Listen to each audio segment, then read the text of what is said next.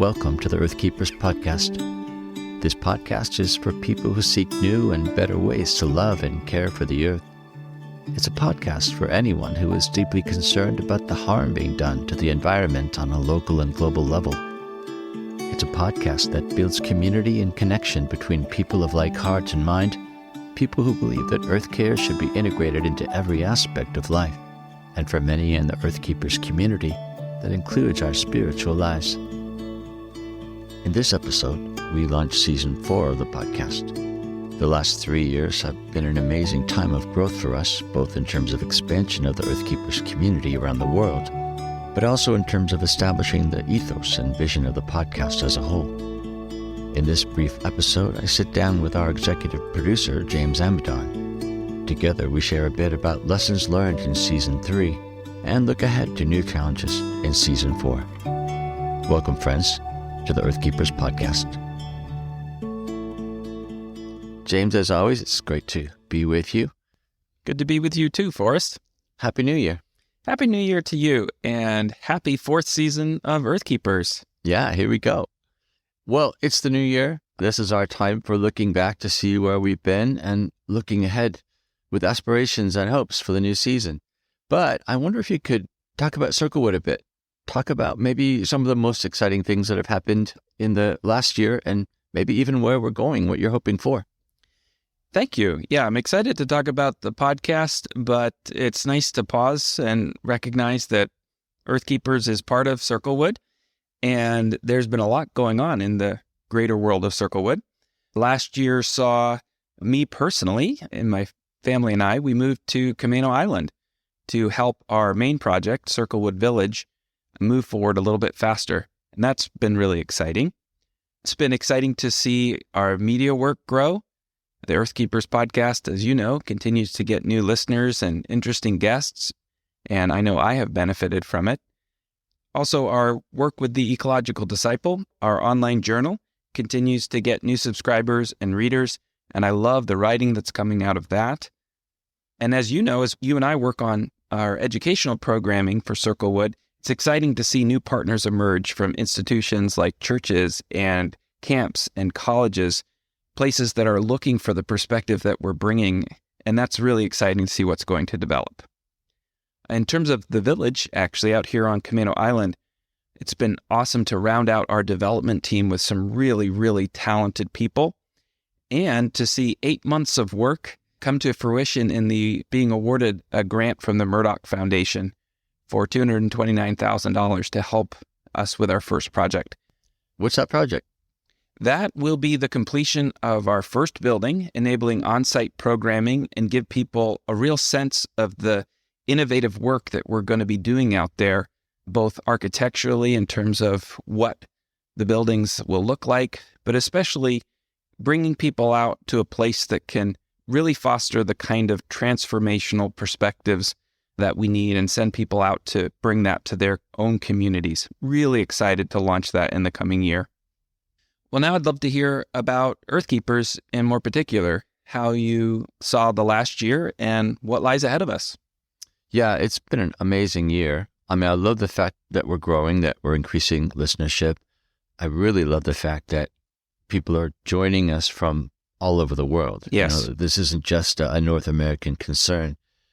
I would say that is even been the most exciting part of that growth is learning from all the diverse perspectives that we've had on the podcast. Honestly, that's what keeps it alive for me, is that I'm always being challenged to think about my values in relation to earth care, or even think about the practical things that I do day to day, to try to be a better earth keeper. So I'll say that it's been personally fulfilling, but also just exciting to see that that community is growing. I think too, it's been interesting to understand that earthkeeping, that creation care in general, just applies to so many things that I might not have thought about, right? Yeah. I mean, one of our slogans is the greening of everything, and it's the everything that's being unpacked for me. I mean, for example, we've had 2 people on who have talked about investing well, green investing, making sure that our money is not doing harm and in fact is actively doing good. That's not something I would have thought about before doing the podcast.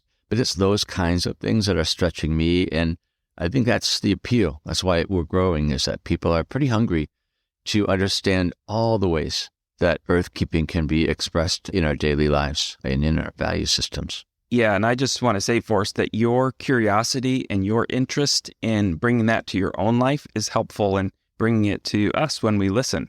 So, looking to the future, there's just so much I want to happen. I'm trying to tone it down a little bit, rein it in. Yeah. But there are a lot of things that I hope to do. I mean, to be really honest, there is part of me that aspires to maybe be putting out episodes more than every 2 weeks, right? I mean, that is going to depend on support and on finances, but I can hope, right? Of course. So I'm going to be looking into ways that we might increase the budget enough to at least do more than every couple of weeks. And with that, I think also I'm excited about looking at doing different kinds of episodes. For example, I hope to have guest podcasters, guest hosts, to see if I can diversify the voices that are in the podcast. That would be awesome, of course. And if people have ideas for that, they can always go on the Circlewood website right now and send us a recorded message or reach out to you at your email. Yeah. Well, we'll talk more about the future of the podcast, but I wanted to ask you a question just to get us going here. I'm wondering, when you think back over all the episodes that you've heard in this season, well, in the season 3 rather, what is the episode that maybe led to some actual practical changes in your day-to-day life? Yeah, this is a great question. And as I was looking back through the episodes, there are 2 that stood out to me in terms of the impact on my life, both of which you've kind of mentioned already, and it's on ethical investing in the future. And this is something I can't point to action yet, but I feel like the episodes gave me a vision for how we might green our investing in the future in a way that I can't quite shake. Episode number 52 with Trevor Thomas of Ethinvest was really interesting to see a global perspective on this. And then episode 59 on green money with Zach Stein helped bring it home more to my context here in the United States. And at this point, my family, we haven't been able to invest in that way yet, but it gave me a vision for how it's possible and what it can accomplish. And the fact that it can accomplish a lot, especially if people come together, kind of pool resources in these kind of new financial services that are emerging, the possibilities feel really, really exciting. And I think there's just such a huge nuance in both of those episodes that was new to me. I mean, on the one hand, I guess I've always thought about, ways to invest my money that do no harm. But both of these folks that you mentioned raise the standard a bit. It's not just do no harm. It's make sure your money is actually doing good. Yeah. That it's actually supporting changes, pressuring companies to be different, to be more earth-respecting. And I think that was, for me, just a really important shift in thinking about money. Yeah, and I think that whole world of financial investing has felt very complicated to me. When I hear people talk about it, there's a lot of lingo that I don't fully understand. And it almost feels like you have to just trust that the people who do that for a living are going to do it well for you. And I think listening to those 2 episodes made me think, no, this is something you can figure out, that there are people who are working to help people like me and you invest in ethical and wise ways that serve the planet, and that it's actually not that complicated. You don't need to be personally wealthy to start, and that it's a growing part of that industry. Forrest, that's the theme that struck me the most over the last season. I'm wondering what it was for you. Well, in terms of behavior, things I do differently, interestingly enough, it was the Ann Bicklet and Michael Montgomery episode. And all they're talking about the health of the soil, how that's connected to the ecosystem foundationally, and how it actually has everything to do with our health, and that it affects the food that is grown. I really took that to heart, and I'll just give you the example. I have 8 raised beds that I grow vegetables in, And suddenly I have a different perspective on them. I look at them as these little microcosms of life, right? Each one of them is a system in terms of the soil. And right now, there's very few of them have plants, but I shouldn't ignore the soil until I need it again, right? Which is in the spring. That now is the time I can continue to care for and nurture the ecology of each of those boxes, ecology of my soil. So I'm doing things like, adding compost now, even though I'm not growing anything.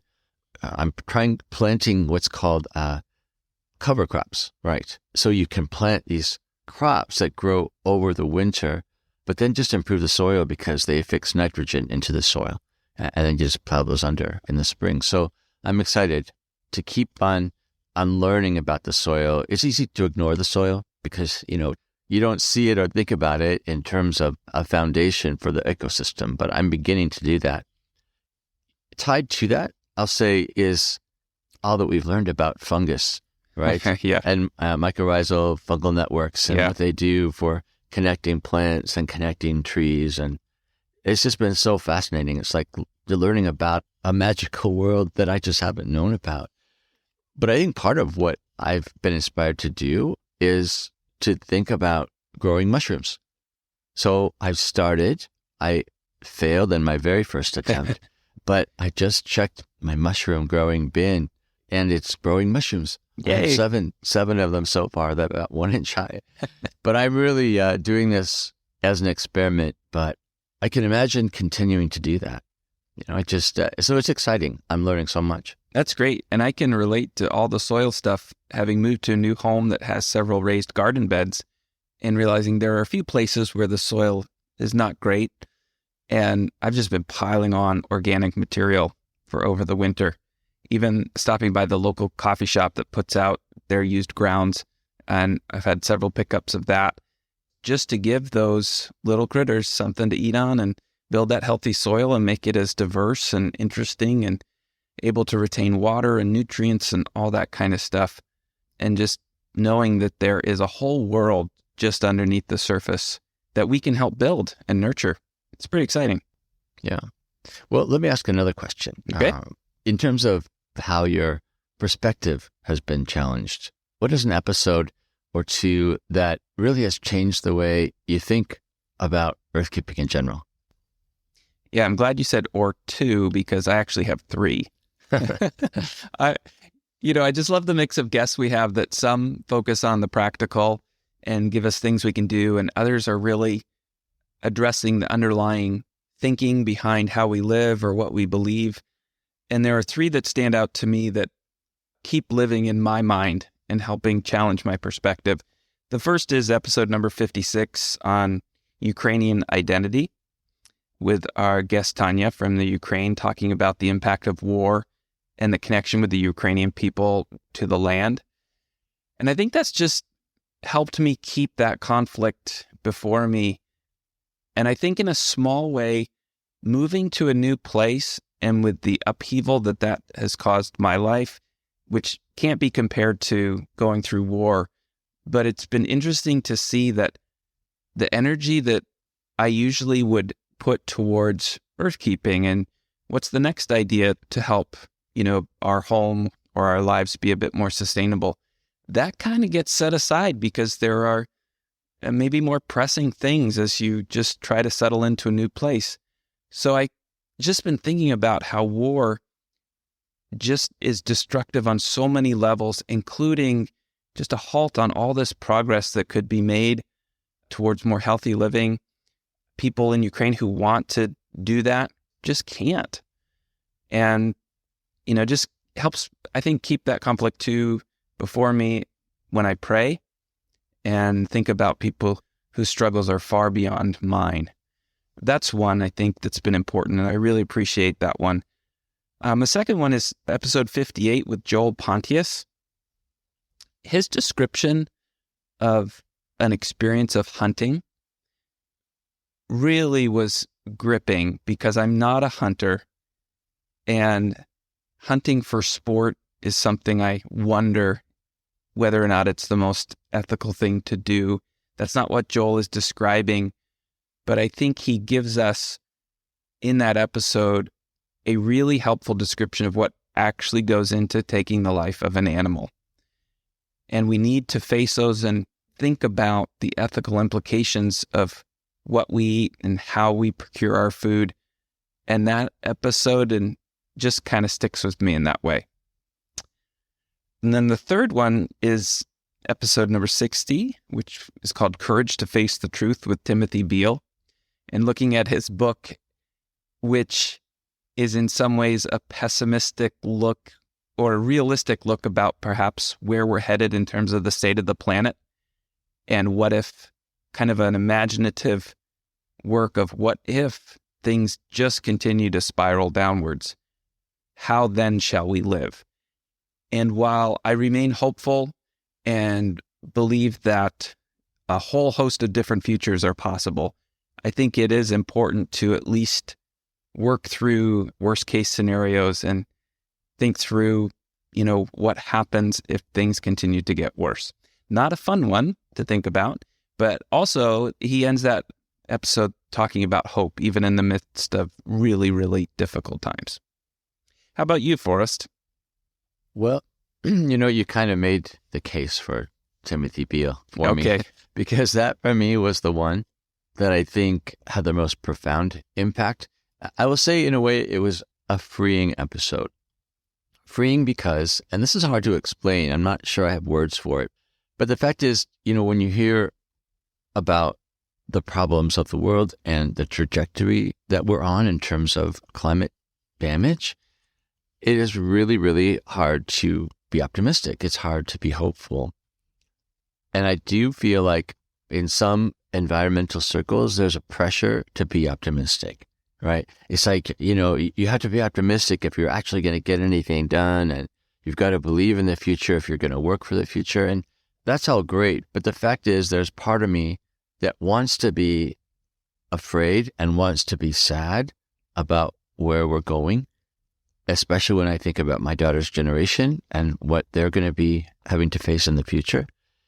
And I can't wash that away with false hope. I think what was freeing about Timothy's book was this permission to not be naively hopeful. I mean, permission to be a realist, but not to fall into despair. Right. And that's the balance I have a hard time describing, but it's the balance I'm trying to seek, is honesty to face what's really going on, honesty to understand that the future right now on the path that we're headed is a little bleak. But also I think he challenges us, as you put it, to not give up. We have to work for the good of the planet, even if maybe we don't feel our work is making a big difference, or even if the problems seem overwhelming and unstoppable. Nonetheless, we have to act out of our values. We have to love the earth, and we've got to do that actively.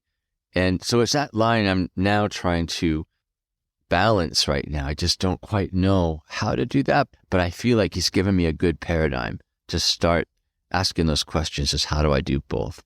Yeah, and I know, Forrest, if you're like me, that sometimes it can depend on the day where you fall on that spectrum, from absolutely naive hope and optimism to, the depths of despair and everywhere in between. Yeah. But I do appreciate that. I think we need to be able to face difficult truths in order to know what hope actually would look like, or to know what action we need to take. Because if we don't have a firm sense of reality and the difficulties that lie ahead, we can't actually make good decisions. So we had a theme over the last season of social and environmental justice, which is a pretty broad category, but we had some amazing episodes that helped us to unpack that question about how do social justice and environmental justice intersect.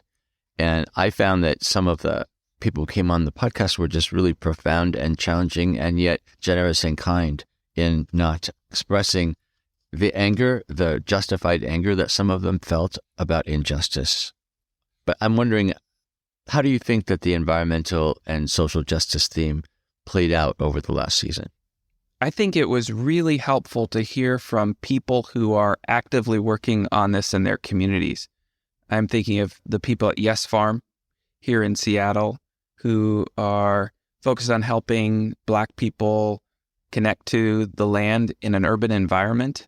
And I think what it helps me to see is that the growing recognition of these connections, the connection between social justice and environmental justice, the connections between creation care and people care, they have always been there, but people are making them known and making them public in really creative ways.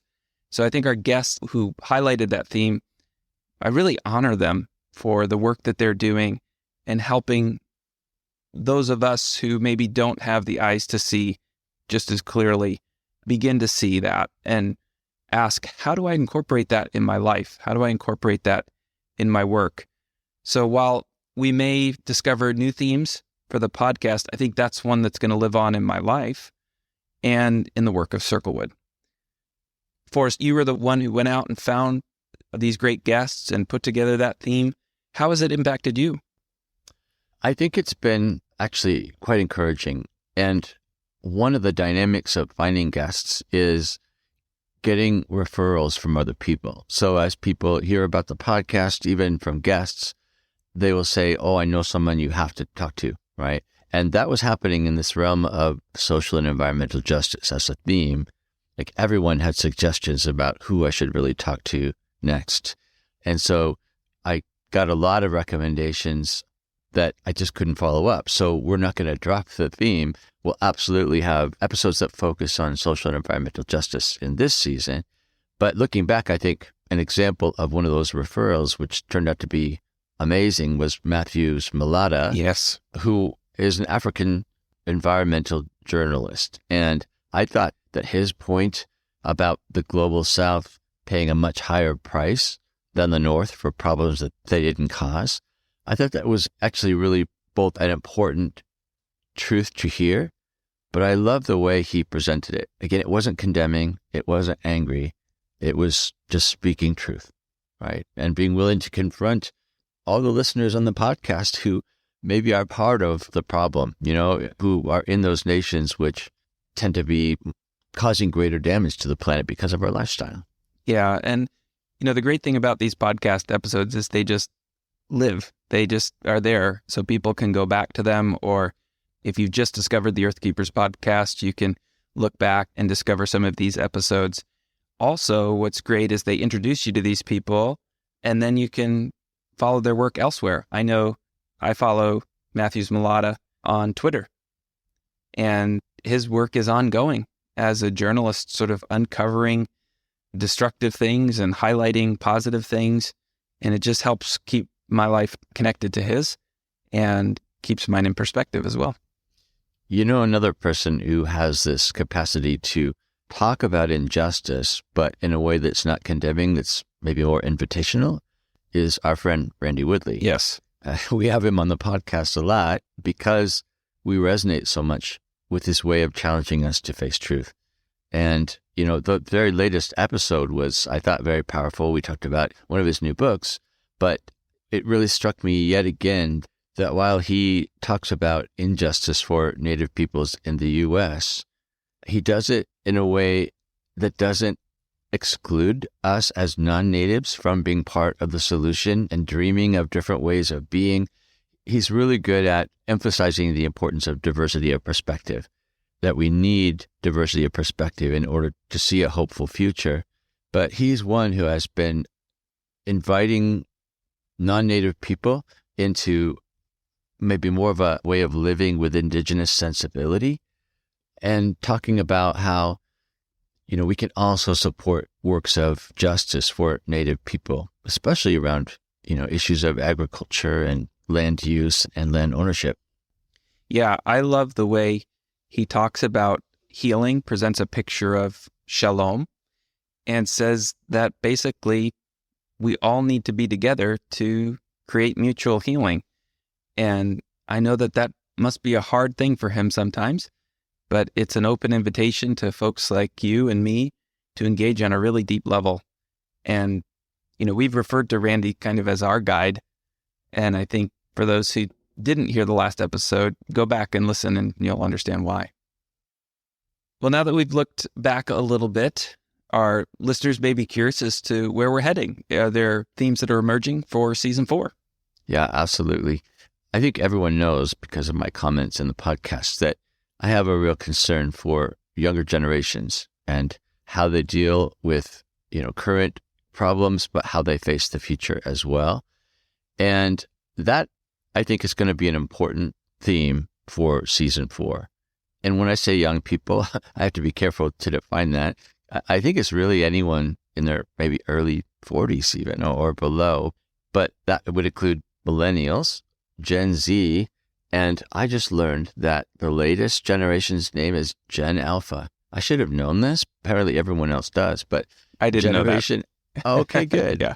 We'll be ignorant together. Yeah. So Generation Alpha is a generation born between 2013 and 2025. So all of those people who are keen to join this generation still has 2 years to join. So 2025 is the cutoff. Okay. But I think that we really need to be paying attention to how climate change, how issues of environmental care and earthkeeping are being received, are being engaged with by younger people, for whom the stakes are higher because they will be facing much of the cost of environmental abuse. I think in particular about Dominic Frangillo, and he has the audacity to think that he can make a change through the political system, which he did. He got elected and made some major changes in his area. And I was just so impressed, right, by the fact that he was absolutely committed to not giving up hope and helping people to understand that you have to act. And there are lots of ways to act. Let's do it together. So he was great about this practice of organizing communities of earth care. Yeah, that's a great story. Worth a listen for sure. Yeah. And Yewa Asabi, whom you mentioned already in the Yes Community Garden, I thought not only was her story great for helping us to understand race as a factor in environmental justice, but also understanding how farming and agriculture practices can be healing to people, right? And even collectively healing, because she talked about that, as did Ray, in terms of how people come together for healing around the growing of food, around the caring for land, around eating together. It was those younger perspectives that made me realize we need to hear from more of the younger folks. And so again, that's going to be a theme. I think this is such an important theme because in my work with Circlewood as a whole, I'm hearing from young people all the time. And it's a mix of people who are passionate about these issues, passionate about the future. They care a lot. They want to live differently. They want to be part of solutions. In addition, there's also an undercurrent of anxiety and despair. They have grown up in a world in trouble, and they've known about it since grade school, a lot of young people. And that is a hard world to face. So they are hungry for hope. They are wanting to be part of a different way of life. And those of us who are older, we need to tap into that energy, tap into that hope, and sometimes tap into the anxiety and despair that they feel. So we understand what's at stake here. Yeah. What has surprised me from some of my conversations with younger generations is there is anger. There's anger at, in a general way, previous generations for getting us into this mess. And, there's part of me that wants to defend. It's like, wait, it wasn't me. But, of course, I think it was me and it was you. And it was like all of us, right, who have lived not very carefully on the planet, in part because we didn't know how to. Maybe we didn't understand the scope of the problem. But still, it's important that we kind of take some responsibility for that. Yeah. It makes our potential relationships with younger generations just more honest, I think. Yeah. Is to acknowledge that there is justified anger and frustration, especially even with current policy, because older generations are having an inordinate amount of influence on policies. There is that level of responsibility there too, that they ought to be making decisions in favor of the radical changes that we need to make in how we live. Yeah. And I think while we may want to make a case for the past of maybe not being fully aware of what was happening. There's no way we can do that now. You have to work really hard to be willfully ignorant of the state of things. And I think we just need to say we're in this together now. Yeah, absolutely. I also think that young folks are differently motivated to make change. I think because the stakes are higher, it maybe is pushing the impulse for innovation and creative thinking a little harder for them than it might be for older generations. And I'm thinking particularly about Zach Stein and Carbon Collective, right? I mean, he's really thinking in innovative terms about, again, how to invest well, but he's creating the vehicles for investing. And I think that was really a wake-up call to me to understand that innovation often comes out of frustration, often comes out of desire to see change, which was definitely the case with Zach. Yeah, and these are people that are thinking in decades. They are starting work that's going to take a little bit of time to get established, but aim at making generational change going forward. And that's exciting and inspiring. Well, here we go for season 4. All right. I'm really looking forward to what we're going to be able to accomplish in terms of adding on some new elements. But also, I think it's just exciting to be able to keep on with this good work, to keep on having people join us from around the world, to keep on understanding that we're not alone in this, which is, of course, one of the main purposes of our podcast. So I'm excited. Here we go for season 4. Yeah. Yeah, and I just want to say that we love to hear from listeners. So there are 2 easy ways to reach out to us. One is to send us an audio message through the podcast website, which can be found at www.circlewood.online. And also you can send us an email to earthkeepers@circlewood.online. Yeah, thanks for that. Well, Happy New Year, everyone. Happy New Year. We'll see you in the new season. Bye-bye.